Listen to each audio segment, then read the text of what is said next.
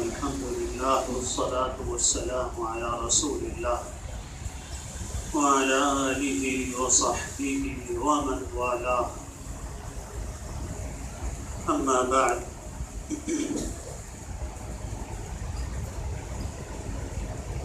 فقد قال رسول الله صلى الله عليه وآله وسلم: لا تزال طائفة من أمتي ظاهرين على الحق لا يضرهم من خذلهم ولا من خالفهم حتى يأتي أمر الله، أو كما قال صلى الله عليه وسلم.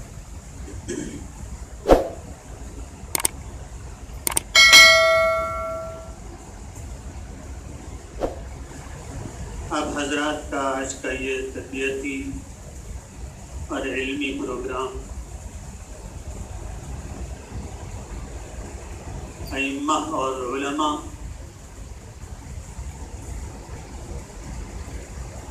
کو مختلف عقائدی اور فکری فتنوں سے متعلق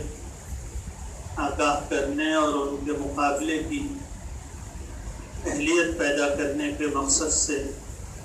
منعقد کیا گیا ہے.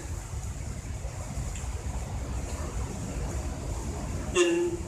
حضرات نے مجھ سے بھی فرمائش کی کہ انکار حدیث سے متعلق کچھ گفتگو کی جائے، جس سے یہ بھی واضح ہو کہ رسول اللہ صلی اللہ علیہ وآلہ وسلم کی حدیث دین میں حجت ہے، دین کا حصہ ہے. اس سے دین اور اس کے احکام اخذ کیے جاتے ہیں. اس کا انکار گمراہی ہے، سخت گمراہی ہے. بلکہ اگر رسول اللہ صلی اللہ علیہ وسلم کی مکمل طور پر حدیث کی حجیت کا انکار کیا جائے تو علماء کے نزدیک یہ کفر ہے. اور اسی طریقے سے یہ بھی واضح ہونا چاہیے کہ حضور اکرم صلی اللہ علیہ وسلم کی حدیث ہم تک حفاظت کے ساتھ پہنچی ہے. وہ کوئی قصے کہانی کی قسم کی چیز نہیں ہے، بلکہ بالکل محفوظ واقعہ ہے، جس میں حضور اکرم صلی اللہ علیہ وسلم کے اقوال، آپ کے احکام، آپ کے ذریعے شریعت کے طور پر دیے جانے والے قوانین، آپ صلی اللہ علیہ وسلم کا اسوہ حسنہ، آپ کا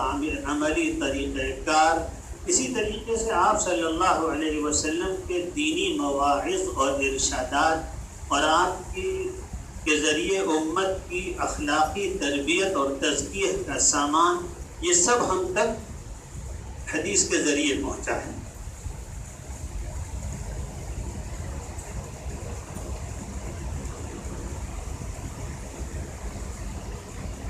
سب سے پہلی بات جو مجھے اس سلسلے میں عرض کرنی ہے، میں چاہوں گا کہ بہت مرکز طور پر گفتگو کروں. یہ کوئی عوامی مجمع نہیں ہے کہ جس میں بہت تشریح کی ضرورت ہو. مرکز گفتگو کروں گا. آپ حضرات اگر توجہ سے سنیں گے تو انشاءاللہ اس سے ہم سب کو فائدہ ہوگا. سب سے پہلی بات جو اس سلسلے میں ہم لوگوں کو سمجھنی ہے وہ یہ کہ انکار حدیث اس زمانے میں کوئی بہت محدود فتنہ یا گمراہی نہیں ہے، بلکہ اس کی حقیقت ایک بہت پھیلے ہوئے شبہے کی ہے. حدیث کے بارے میں، اس کی محفوظیت کے بارے میں اور اس کی حجیت کے بارے میں شبہات بہت پھیلے ہوئے ہیں. اکثر لوگوں کو اس مسئلے کے عموم اور شیوع کا اندازہ نہیں ہے. خاص طور پر ہم لوگوں کی جو برادری ہے، جس کا براہ راست واسطہ جدید ذرائع ابلاغ سے اور خاص طور پر اعلیٰ تعلیمی اداروں سے اور اعلیٰ تعلیمی اداروں میں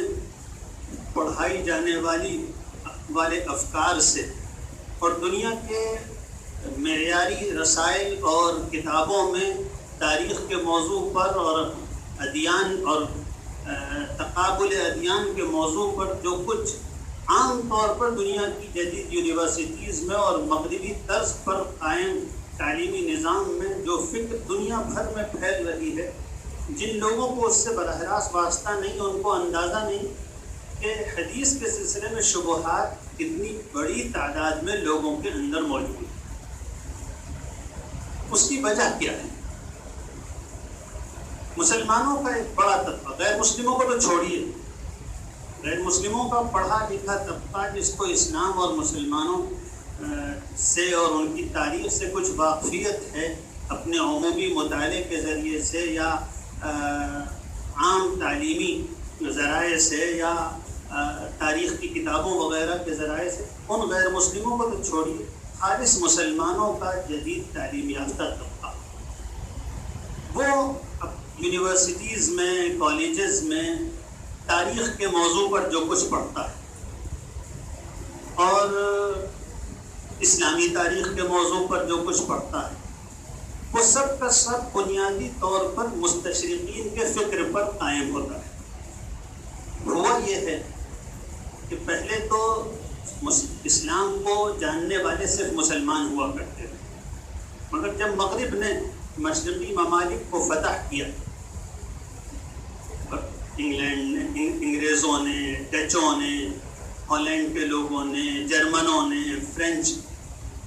فرانسیسیوں نے، جب ان لوگوں نے دنیا کے مشرقی ممالک کو فتح کیا تو باقاعدہ مشرقی ممالک کے مطالعات اپنی یونیورسٹیز میں اس کے شعبے قائم کیے، جسے آپ استشراق اور مستشرقین کہتے ہیں۔ تو پوری دنیا میں مغربی یونیورسٹیز میں اسلام کے مطالعے کرنے والے لوگ، اسلام سے متعلق باقاعدہ مواد جمع کیا، اور سب یہ مستشرقین کا جمع کیا ہوا مواد۔ مستشرقین کا نقطہ نظر بالعموم یہ ہے، اگرچہ اب تو باقاعدہ مستشرقین میں ایک مکتبہ فکر وہ بھی ہے جو خود قرآن کو بھی محفوظ نہیں مانتا، لیکن عموماً مستشرقین یہ کہا کرتے ہیں قرآن تو وہی ہے جو اس زمانے میں محمد صلی اللہ علیہ وسلم پر نازل ہوا تھا، لیکن یہ جو حدیث ہے مسلمانوں کے پاس، یہ تو 300 سال اور 250 سال بعد کی لکھی ہوئی کتابیں ہیں۔ اس کا حضور محمد صلی اللہ علیہ وسلم کے دور سے کوئی تعلق نہیں ہے، یہ تو 250 سال بعد کتابیں لکھی گئی ہیں، بخاری، مسلم، فلاں کتابیں،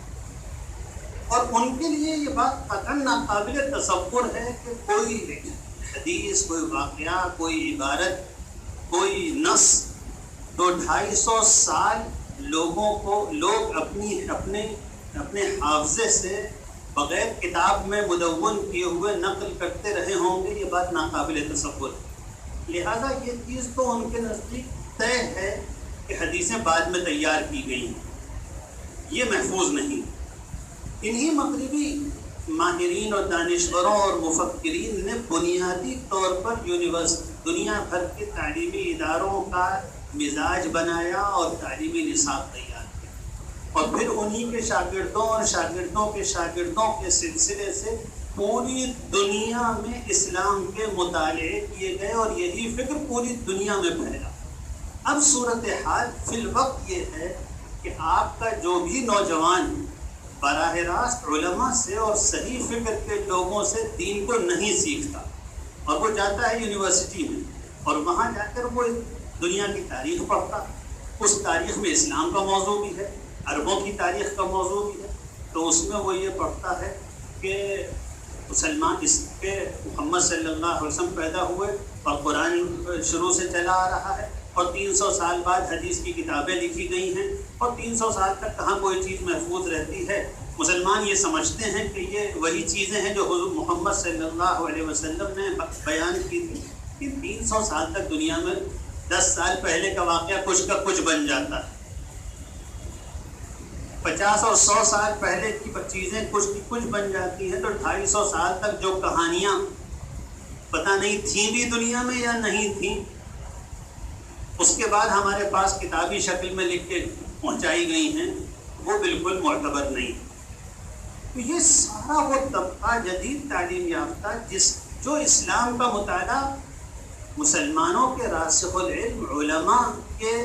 لٹریچر سے نہیں کرتا بلکہ یونیورسٹیز کے راستے سے کرتا ہے، یا اپنے طور پر انٹرنیٹ وغیرہ پر مطالعہ کر کے کرتا ہے، یا اخبار اٹھاتا ہے اور اس میں اس طرح کے مضامین پڑھتا ہے، وہ سب کچھ وہ اس کے ذہن میں حدیث کے بارے میں شبہات پیدا ہوتے رہتے ہیں۔ تو یہ میں جو بات آپ سے عرض کر رہا ہوں یہ بہت اہم ہے۔ ہم لوگوں کو اس کا احساس بہت کم ہے کہ کتنی بڑی تعداد مسلمانوں کی ایسی ہے جس کو حدیث پر اعتماد نہیں ہے۔